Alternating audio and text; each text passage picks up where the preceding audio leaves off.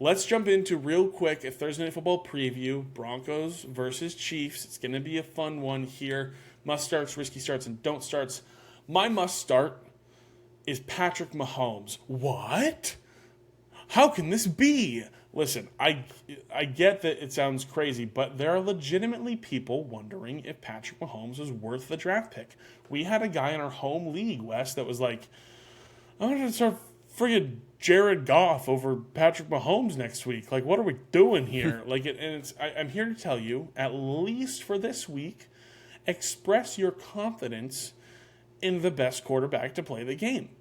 Patrick Mahomes is going up against a very poor Denver Broncos defense, and it should be a bloodbath, and definitely not the good kind.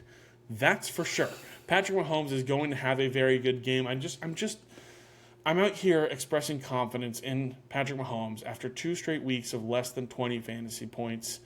I understand you're disappointed.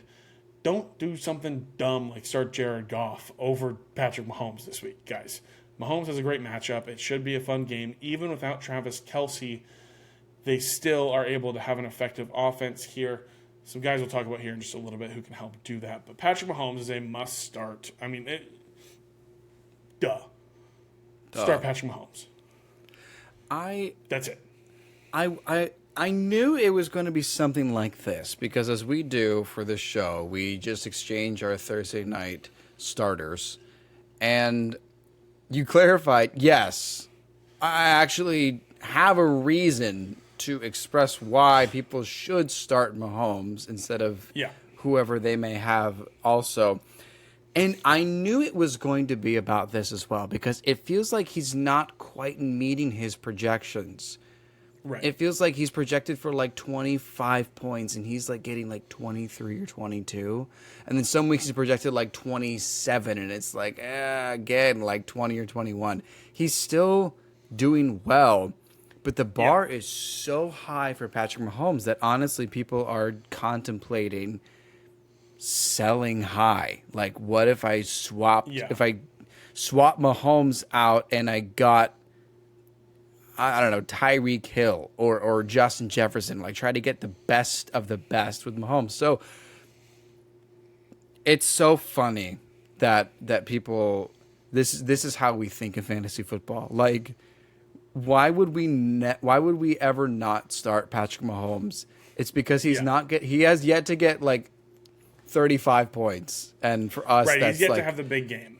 Disappointing, but it's also been a different receiving room. It's also been a bit. Travis Kelce's been a little banged up too, so I understand why the points aren't as big. But yeah, just keep rolling them out. Keep playing the best football player in the NFL. Yeah, it's been a little bit of a different offense that we've seen, and that rolls into your must start, Wes, because you've got a guy here on the Chiefs offense we got to talk about that you're saying keep him in your lineup for Thursday night, and it is Isaiah Pacheco. Roll him out. Yeah. Keep starting him. The amount of carries he is getting as a Chiefs running back is solidifying. I mean, it's almost the kind of workload when you think back to early Kareem Hunt days, or if you go even further back, it's like Jamal Charles. I don't think Isaiah Pacheco is quite as great as Jamal Charles was because he was incredible, but Pacheco is getting the workload, and there is no confusion or competition as to who is the starting running back.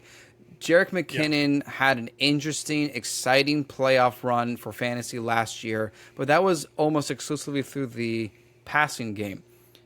Let's just remember, for anyone else that needs any bit of reassurance here, the Broncos let running backs run all over them. We've seen it for 3 straight weeks. So please start Pacheco and watch him steamroll the Broncos. Yeah, 100%. He's the RB12 right now, in case anyone didn't realize that. I don't think I realized he was that high. I didn't either, thank you. He's the RB12 right now. Scored touchdowns in 3 straight games. I think this Chiefs offense is realizing they need to be scoring points in different ways sometimes, and They're allowing the ground game to do that, and he's getting a legitimate amount of carries. He's getting touchdowns. He's getting work at the goal line. He's breaking off touchdowns. And Khalil Herbert and Raheem Mostert and Devon Achane and Breece Hall all just went nuclear against them. Yep. So there you go. Isaiah Pacheco should have a great game here. Also, just something I saw someone talking about.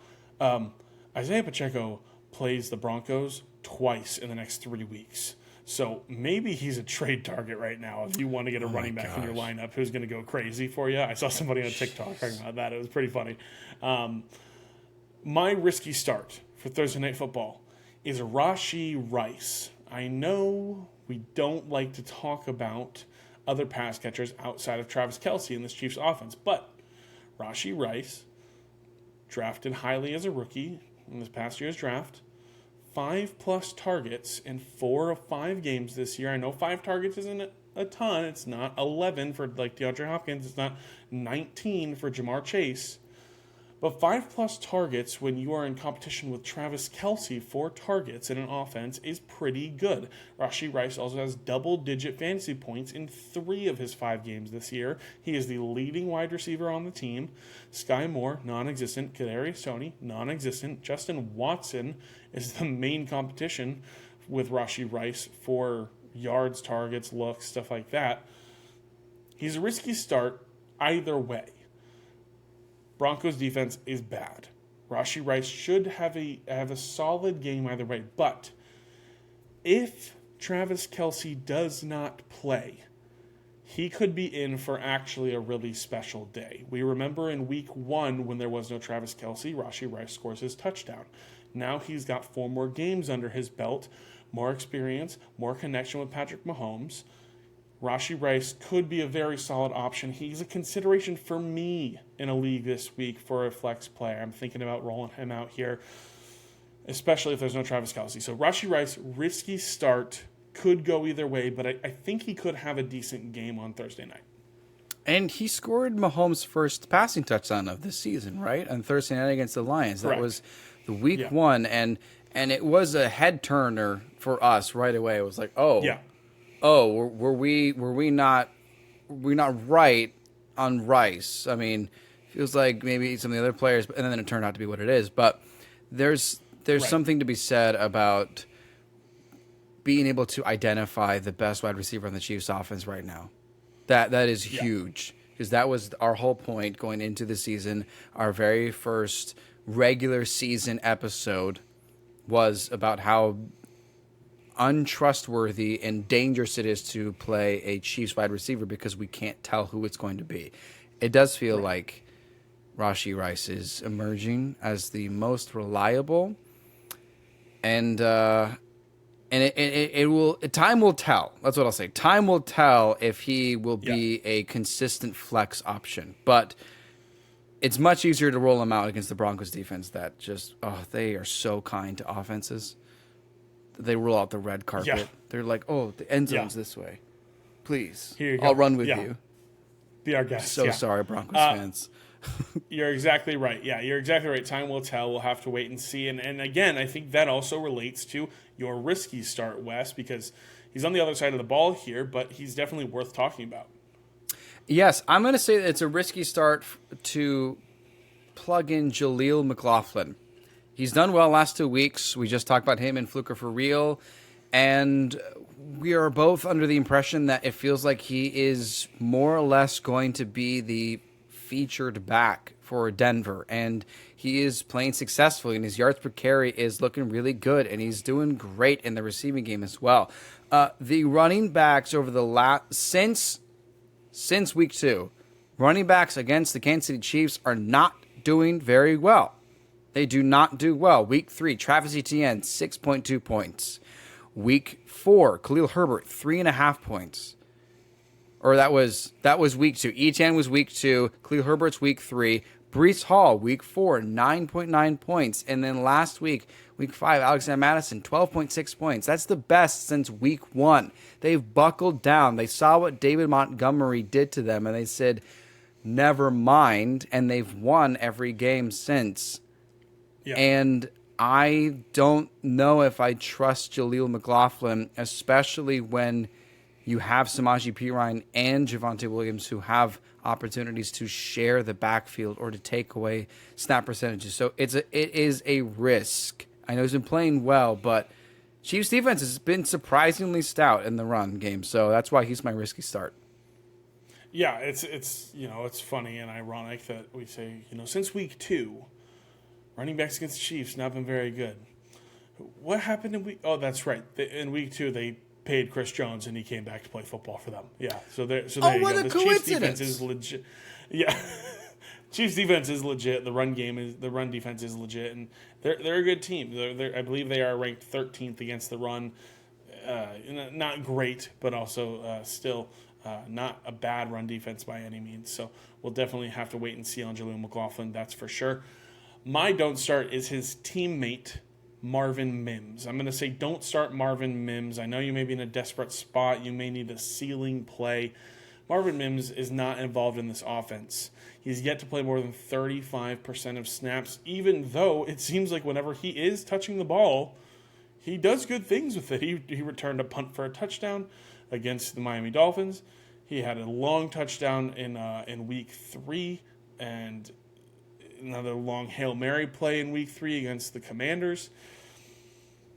And then this week they let him touch the ball on like a reverse end-around play, and he was like, oh, here you go. And then he tried to hand it off to somebody, and he just fumbled it away. So I think Sean Payton is an emotional coach, and I don't think he's going to involve him much in this game. And if I'm not mistaken, I believe after that fumble we saw a different kick returner or punt returner for the Broncos after they're doing that, as Mims has been their key return man. So don't start Marvin Mims. There's not much to it. It's just he's not worth it yet until he starts to get more snaps. So not worth it yet. Keep him on the bench.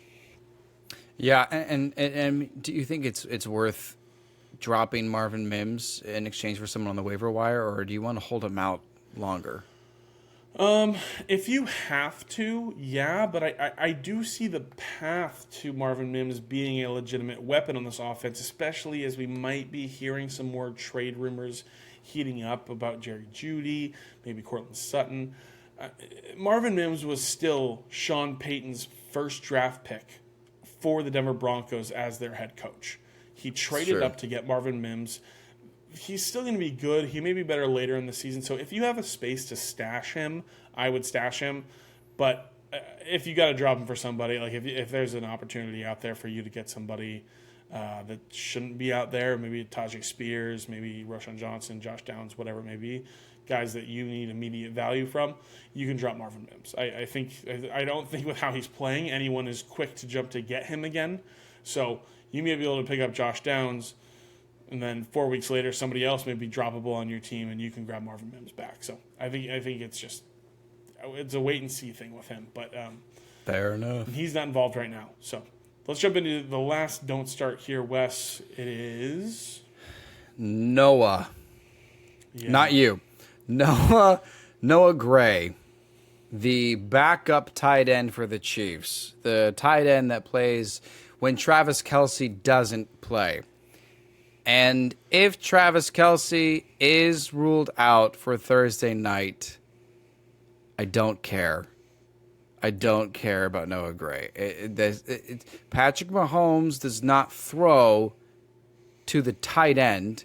He throws to Travis Kelce because Travis Kelce is the greatest tight end. He's the best playmaker in the whole team, and I was going to say in the whole NFL, but you can argue a lot of other players are better than him, but he's one of the best players in the NFL. Mahomes doesn't throw to the tight end. Noah Gray is not as good as Travis Kelce. You should have learned your lesson from week 1. That's not how this works. Don't start him. Don't start Noah Gray. Yeah, easy as that. It's Travis Kelce thing on tight end thing.